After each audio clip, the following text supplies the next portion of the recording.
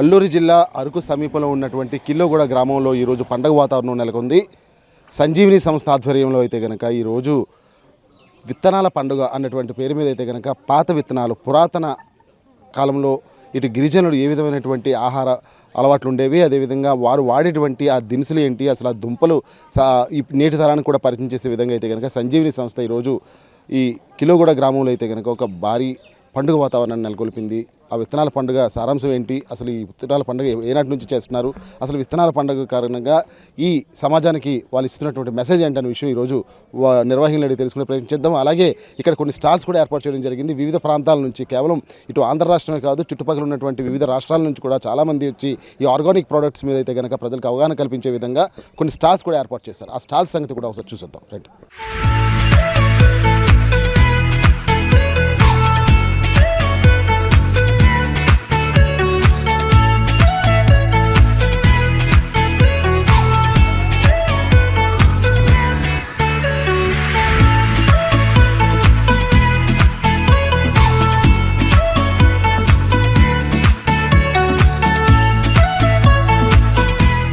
అల్లూరి సీతారామరాజు జిల్లా అరకు ప్రాంతంలోని కిల్లోగూడ గ్రామంలో సంజీవిని సంస్థ ఆధ్వర్యంలో నిర్వహించిన 17వ వార్షిక పాత విత్తనాల పండుగ ఉత్సాహభరిత వాతావరణంలో జరిగింది.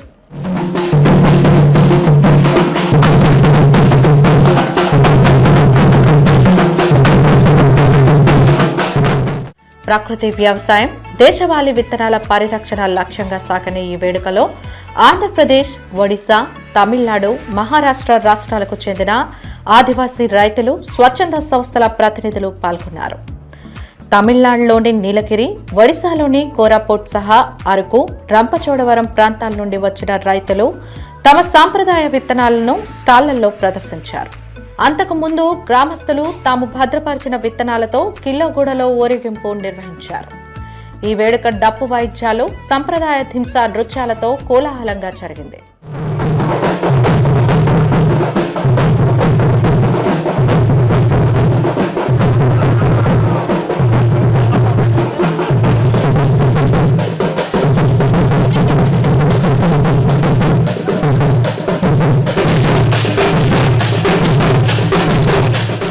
రైతు సాధికార సంస్థ executive director T Baburao Naidu స్టాళ్లను సందర్శించి విత్తనాల వివరాలను ఆసక్తిగా అడిగి తెలుసుకున్నారు. భూతల్లి ఎంత గొప్పదో, తల్లి ఎలాంటిదో తల్లి సృష్టిస్తుంది, భూతల్లి సృష్టిస్తుంది. ఆ భూతల్లి నుండి పుట్టినటువంటిది ఈ విత్తనం. ఈ విత్తనంలో అంటే మనం దీన్ని వీ కెనాట్ కంపేర్, దేంతో కంపేర్ చేయలేం. సో ఈరోజు మన దేశంలో 1,153 కోట్ల జనాభా ఉన్నారు.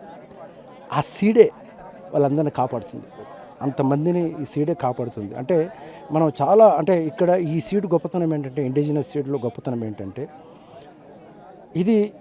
అది ఏ క్లైమేట్ అంటే ఇండిజినస్ సీడ్ అనేటువంటిది ఇప్పుడు ఎల్లునో వస్తుంది, ఏ క్లైమేట్ కానీ అడాప్టబిలిటీ అవుతుంది. రెండోది ఇక్కడ ఈ సీడ్, ఈ ఇండిజినస్ సీడ్ ఏ రకమైన జబ్బులు రావు. ఇది only nature, true nature, genetical diversity, biodiversity, genetic diversity ఇవన్నీ కూడా మనం ప్రిజర్వ్ చేసుకోకపోతే, కన్జర్వ్ చేసుకోకపోతే, దాని గురించి గుర్తించుకోకపోతే మనం తెరమరుగైపోతాం. కాబట్టి ఇది ఒక రీఇన్వెంటింగ్, ఉన్నదాన్నే అంటే రీడిస్కవరీ, ఉన్నదాంట్లో మళ్ళీ అంటే ఇప్పుడు మోడర్నైజేషన్ అయిపోయాం. ఈ మోడర్నైజేషన్లో ఏదో బ్రెడ్ అని, జామ్ అని, లేకపోతే మీకు దీనికి పరిమితం అయిపోయాం. అసలు ఇది ఎట్లా, the origin of the plant, the origin of the vegetable, the origin of the dal, the origin of the pulse, ఇవన్నీ కూడా సీడ్ అనేటువంటిది మూలాధారం. గొందెవలస గ్రామానికి చెందిన సుక్రి, తమిళనాడుకు చెందిన మణికంఠ, మహారాష్ట్రకు చెందిన ప్రతీక్ మోరి పాత విత్తనాల ప్రదర్శనలో విజేతలుగా నిలిచారు. వారిని నిర్వాహకులు సత్కరించారు.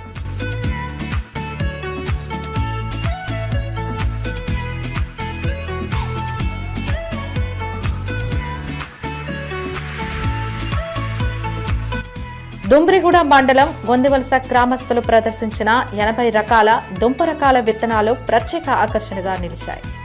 సందర్శకులు ఈ దుంపల రకాల గురించి ఆసక్తిగా అడిగి తెలుసుకున్నారు.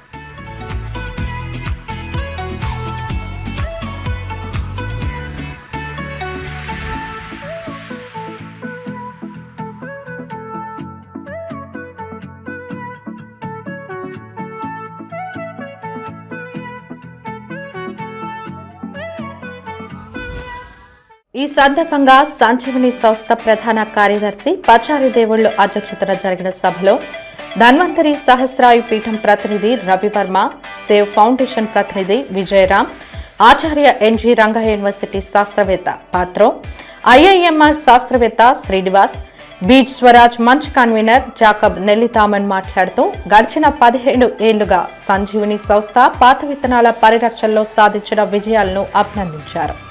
కార్యక్రమానికి అయితే కనుక ఆయుర్వేద వైద్యులు రఘువర్మ గారు రావడం జరిగింది. వచ్చారు, మనం చూసిన విజువల్స్లో కూడా ఆయనే స్వయంగా వచ్చి పూజల్లో పాల్గొనడం, అదేవిధంగా ప్రముఖులందరూ కూడా వ్యవసాయ ఉత్పత్తుల మీద ఇంట్రెస్ట్ ఉన్నటువంటి ప్రముఖులందరూ కూడా రావడం జరిగింది. మనకి తెలిసినప్పుడు ఏం చేద్దాం సార్, ఇంతటి మా బృహత్తరమైన కార్యక్రమానికి మీరు హాజరయ్యి ఎక్కడ ఈ సమాజానికి ఏం చెప్తాం అనుకుంటున్నారు? విత్తనం బాగుంటే పంట బాగుంటుంది, పంట బాగుంటే ఆరోగ్యం బాగుంటుంది, ఆరోగ్యం బాగుంటే ఆలోచన బాగుంటుంది, ఆలోచన బాగుంటే దేశం బాగుంటుంది, మన సంస్కృతి సాంప్రదాయాలు నిలబడతాయి. నమస్కారం. ఈరోజు ఇక్కడ జరుగుతున్నటువంటి విత్తనాల పండుగకి సంబంధించి మీరు సమాజానికి ఏం చెప్తాను అనుకుంటారు? ముఖ్యంగా భవిష్యత్ తరాలకు కూడా మీరు ఇచ్చే సలహా సూచనలు. ఇప్పుడు మన పరిస్థితి ఏమిటంటే ఒక 50 ఏళ్ల క్రితానికి ఇప్పటికీ మన భారతీయ మనిషి యొక్క డిఎన్ఏ లెవెల్లో డిస్ట్రాగా అయిపోయింది. అంటే డిఎన్ఏ లెవెల్లో మారిపోయాం మనం. 50 ఏళ్ల క్రితం మన డిఎన్ఏ వేరు, ఇప్పుడు డిఎన్ఏ వేరు. కారణం ఏంటంటే ఈ హైబ్రిడ్ వీటితో మనం విచ్ఛిన్నం అయిపోయింది, మన కణం విచ్ఛిన్నం అయిపోయింది. సో కనివి నీరు క్యాన్సర్లు ఈరోజు మన ఇంటి పట్టు ఎలబడుతున్నాయి. అలాంటి దారుణమైన పరిస్థితిలో ఉన్నాం. దీనికి జబ్బు రాకుండా చేసే వైద్యం ఏ వైద్యం లేదు. జబ్బు రాకుండా చేసే వైద్యం ఆహారం మాత్రమే, విత్తనం మాత్రమే. అది దేశీయ విత్తనం మాత్రమే జబ్బు రాకుండా చేసేది. అందుకే మనకి ఆహారమే ఔషధం.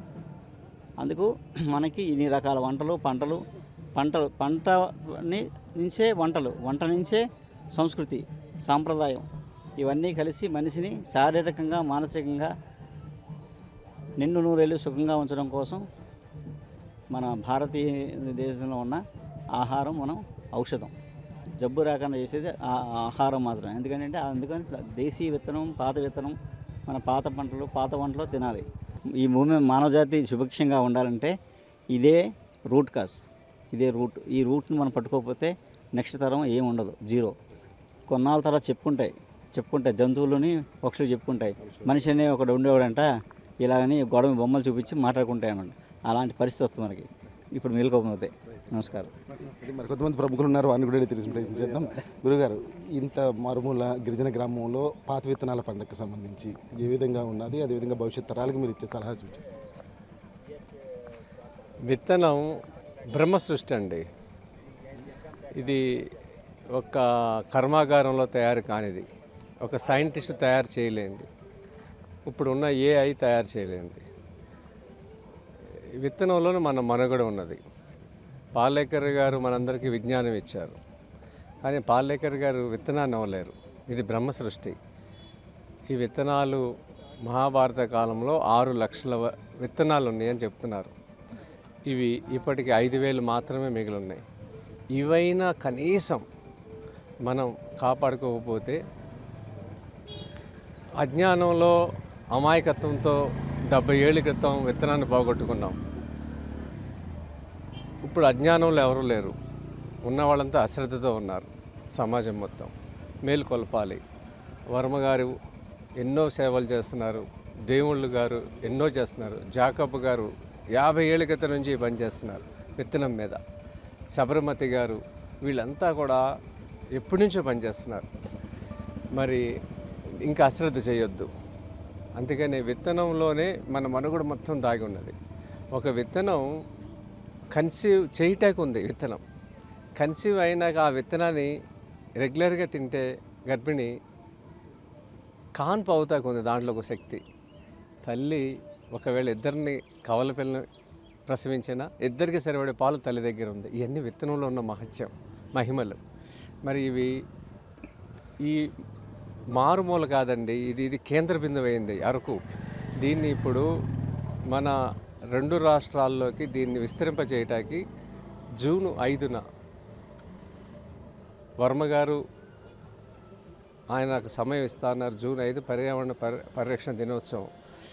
ఈ కల్చర్ని, నూతన సంస్కృతిని మా జిల్లాలో మొదలు పెట్టాలని ఆ నృత్యం, ఆ పూజలు, ఆ విత్తనంకు ఉన్న గౌరవాన్ని ఎలా తీసుకువెళ్ళారో అదంతా ఒక నూతన సంస్కృతిని నా ఊర్లో స్టార్ట్ చేయాలి, నా ప్రాంతంలో స్టార్ట్ చేయాలి. పండిస్తున్నాం 18 ఏళ్ళ నుంచి, కానీ ఇంత మహోన్నతంగా దాన్ని తీసుకెళ్ళిన తీరు తెన్నులు ఉన్నాయి కదా, ఆ సంస్కృతిని నెక్స్ట్ తరానికి చూపించడానికి అక్కడ మొదలు పెట్టబోతున్నాం. మాకు అక్కడ ఎవరు ఈ వాద్యకారులు లేరు, ఈ నృత్యం చేసేవాళ్ళు, వీళ్ళందరినీ అరువు తెచ్చుకుంటున్నాం. వచ్చే సంవత్సరం వాళ్ళకి నేర్పించాలని ఆయనకి నాకు వర్మ గారు ఇస్తున్నారు, దేవుళ్ళు గారు పంపిస్తా అన్నారు. ఆ కల్చర్ని ప్రతి చోటకి చేయటానికి అక్కడ నాంది పలుకుతున్నాం. కృష్ణా జిల్లాలో సౌభాగ్య గోసదన్లో జూన్ 5న ఈ కార్యక్రమం చేయబోతున్నాము.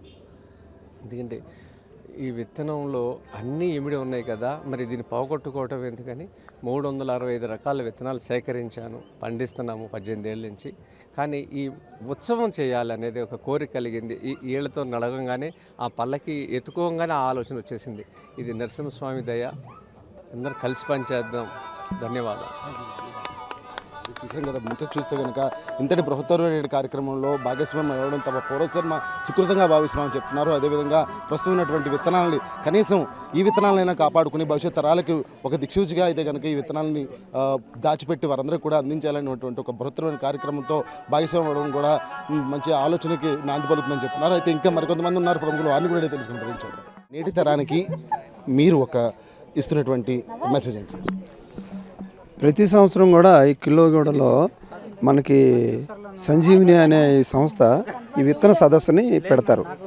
పెట్టడంలో ఆంతర్యం ఏంటంటే, అంతరించిపోతున్న విత్తనాలను కాపాడుకోవడం అనేది ఒక విషయం అయితే, రానున్న తరాలకి మనం ఏ విధంగా ఈ విత్తనాలను పరిచయం చేయాలి, ఒకవేళ పరిచయం చేయకపోతే ఏమవుతుంది, అసలు ఇప్పుడున్న ఈ కార్పొరేట్ స్కూల్స్ వ్యవహారంలో పిల్లలకు కానీ చాలామంది కూడా ఈ విషయాలు తెలియడం లేదు.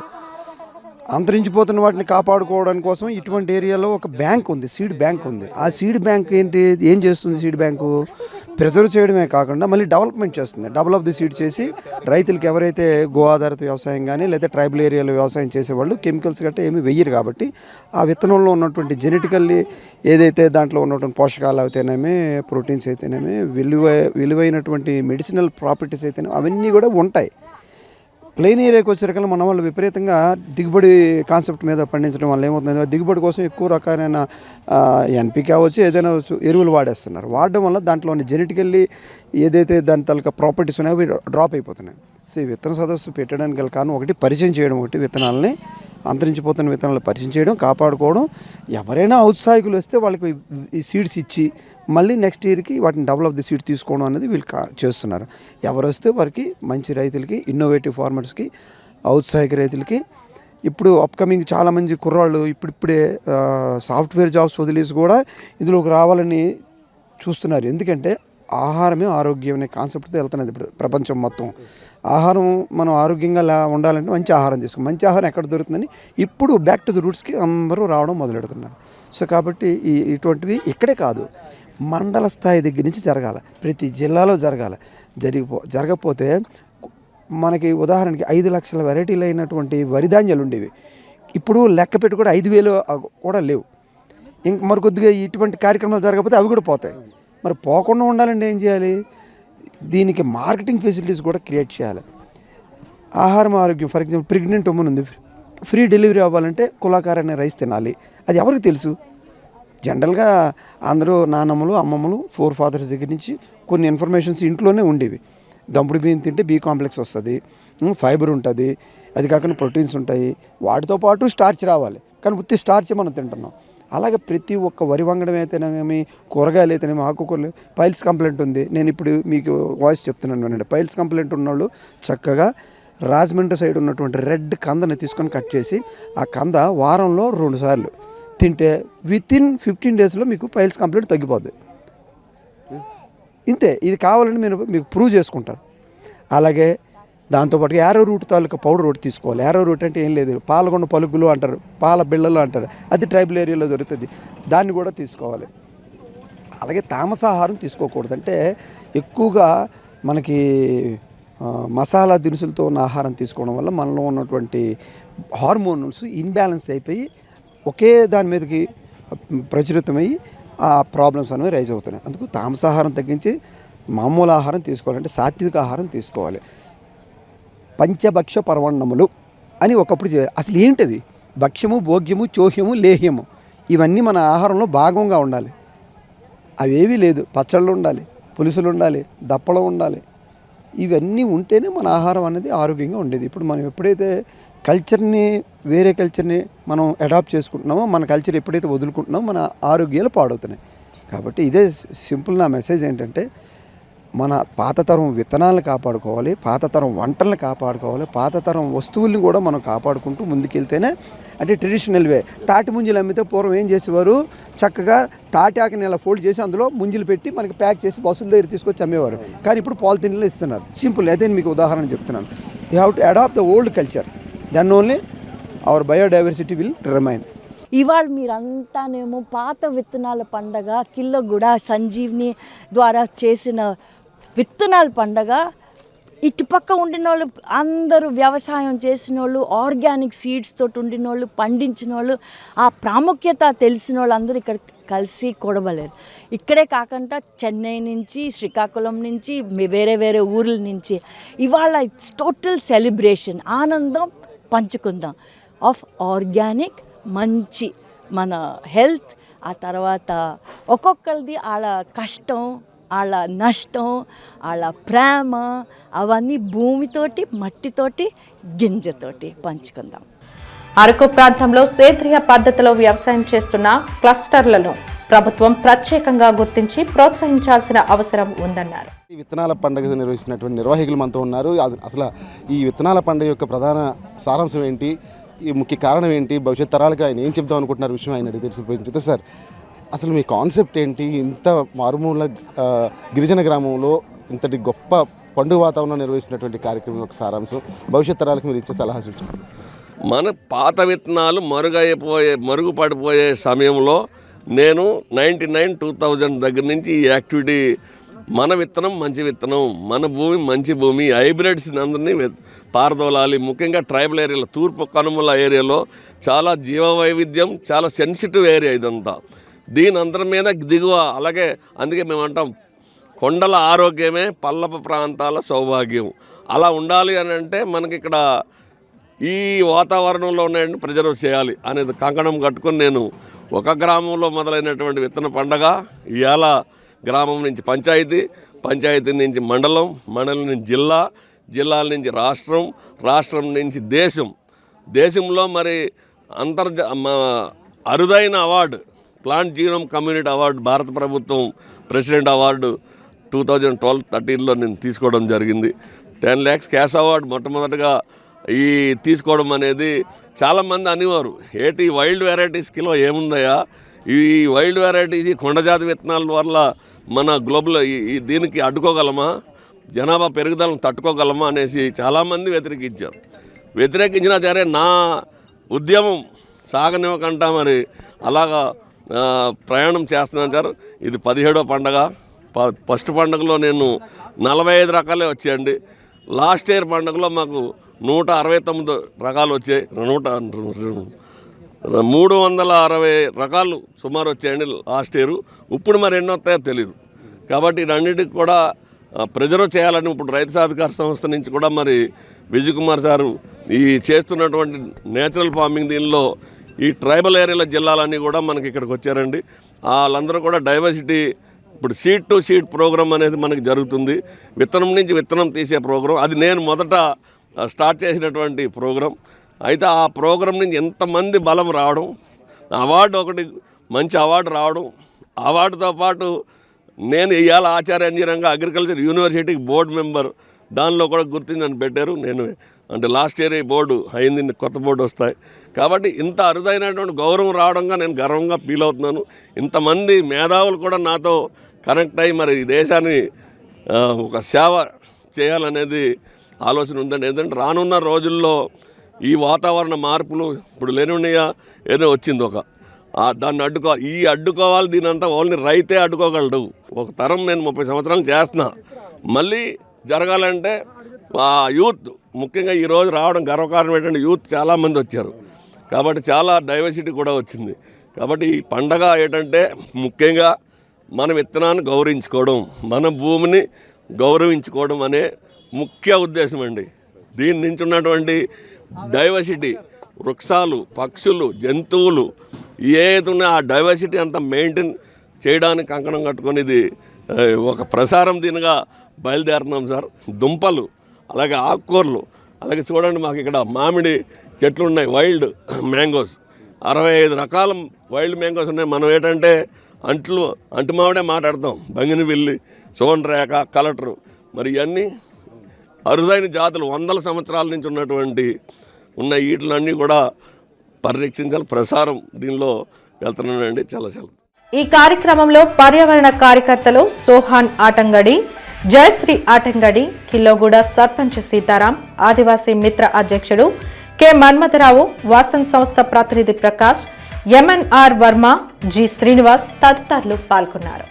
చూసాం కదా కిల్లోగూడ గ్రామంలో జరుగుతున్నటువంటి పాత విత్తనాల పండుగ యొక్క సారాంశం. అదేవిధంగా ఇక్కడ ఇతర రాష్ట్రాల నుంచి అక్కడ ఉన్నటువంటి విత్తనాల ఉత్పత్తులను ఇక్కడ తీసుకొచ్చి ప్రదర్శన చేయడంతో పాటు ఇక్కడ ఉన్నటువంటి విత్తనాల ఉత్పత్తులను అక్కడికి తీసుకెళ్ళి కూడా అక్కడ ఆ పంటను పండించే విధంగా అయితే కనుక ఇక్కడ ఈ పండగ వేదికగా అయితే కనుక ఈ విత్తనాల మార్పిడి కార్యక్రమం విజయవంతంగా జరిగిందని చెప్పుకోవచ్చు. ఎందుకంటే ఈ పురాతన అదేవిధంగా ఆరోగ్యకరమైనటువంటి విత్తనాలను భావితరాలకు అందించాలంటే ఇటువంటి ప్రదర్శనలు ఎన్నైనా సరే జరిగి తీరాల్సిన అవసరం ఎంతైనా ఉంది. ప్రస్తుతం అయితే కనుక ఇక్కడ కిల్లోగూడ గ్రామంలో జరిగినటువంటి విత్తనాల పండుగ భవిష్యత్ తరాలకైతే కనుక ఒక ఆదర్శవంతమైనటువంటి ఆహార ఉత్పత్తుల వేదికగా అయితే కనుక ఉంటుందని చెప్పడంలో ఎటువంటి అతిశయోక్తి లేదు. కాబట్టి ఈ అరకు ప్రాంతంకి అతి సమీపంలో ఉన్నటువంటి కిల్లోగూడ గ్రామంలో ఇంతటి ఒక ఉత్పాదమైనటువంటి పండుగ వాతావరణం నెలకొందంటే అందుకు కారణమైనటువంటి సంజీవిని సంస్థకు కూడా ప్రతి ఒక్కరు కూడా ధన్యవాదాలు తెలుపుతున్నారు. ఒక సాంప్రదాయబద్ధంగా పూజా కార్యక్రమాలు కూడా నిర్వహించి ఒక పల్లకి ఊరేగింపు ద్వారా వాళ్ళ ఆచారాల ప్రకారం అయితే అంటే గిరిజన ఆచారాల ప్రకారం కూడా ఒక పండుగ వాతావరణాన్ని ఈ గ్రామంలో క్రియేట్ చేశారు. అయితే భవిష్యత్ తరాలకు పాత విత్తనాల పండుగ కార్యక్రమం ఒక ఆదర్శవంతంగా ఉంటుంది. అదేవిధంగా ప్రతి ఒక్కరు కూడా ఆరోగ్యవంతులుగా ఉండాలంటే కనుక తప్పనిసరిగా ఈ పాత విత్తనాల ద్వారా వచ్చే పంటను సేకరించి ఆహార పదార్థాలను తీసుకుంటే కనుక తప్పనిసరిగా ఎటువంటి అనారోగ్యాల పాలవ్వకుండా సంపూర్ణ ఆరోగ్యవంతులుగా ఉంటారని చెప్పడంలో కూడా ఎటువంటి అతిశయోక్తి లేదని చెప్పి ఈ పాత విత్తనాల పండుగ ఒక నిదర్శనంగా కనిపిస్తుంది. ఇది కిల్లోగూడ గ్రామంలో జరుగుతున్నటువంటి పాత విత్తనాల పండుగకు సంబంధించినటువంటి పూర్తి సమాచారం. వీడియో జర్నలిస్ట్ ఉదయ్తో ప్రసాద్, జీటీవీ న్యూస్, అరకు నుంచి.